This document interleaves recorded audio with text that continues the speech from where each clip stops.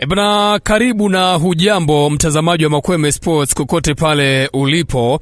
Ebana, taarifa ambazo zimetufikia hivi punde, uongozi wa klabu ya Yanga umetoa msimamo wao tena kuhusiana na mchezo namba 184 wa dabi ya Kariakoo ambao uliahirishwa mwezi wa 3 mwaka 2025.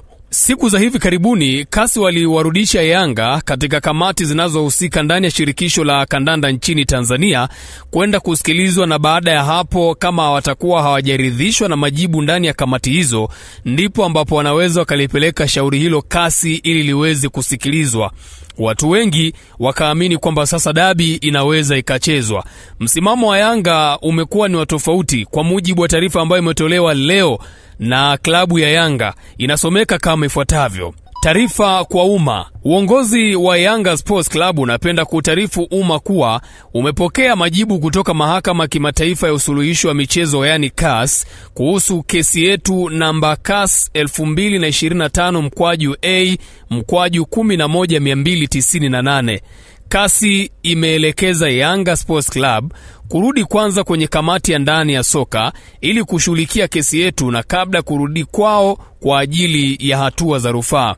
Lakini kutokana na uonevu na uvunjwaji mkubwa wa kanuni na upendeleo wa dhahiri kwa baadhi ya timu unaoendelea kufanywa na mamlaka za soka Tanzania, uongozi wa Young Africans hauna imani na hauko tayari kupeleka shauri hilo kwenye mamlaka ambazo zinatenda dhulma. Yanga hawakuishia hapo, wamesema pia. Aidha, uongozi wa Yanga unapenda kujulisha umma kuwa msimamo wa klabu yetu juu ya mchezo namba 184 wa ligi kuu msimu huu uko pale pale kuwa hatutashiriki kwenye mchezo huo kwa namna yeyote ile. Yanga wamesema wanayanga wote watakuwa tayari kuipambania haki yao kivyo vyote vile ili kukomesha dhulma na uvunjwaji mkubwa wa kikanuni unaoendelea kufanywa na mamlaka za soka kwa maslahi mapana na maendeleo ya soka nchini Tanzania.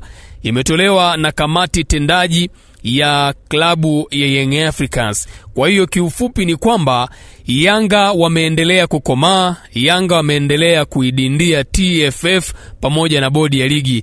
Msimamo wao ni kwamba hawawezi wakacheza mchezo namba 184 ambao watu wengi walikuwa wanaamini baada ya majibu ya kasi huenda ratiba inaweza kapangwa na bodi ya ligi pamoja na shirikisho la kandanda nchini Tanzania kuhusiana na kuchezwa tena kwa mchezo huo namba 184.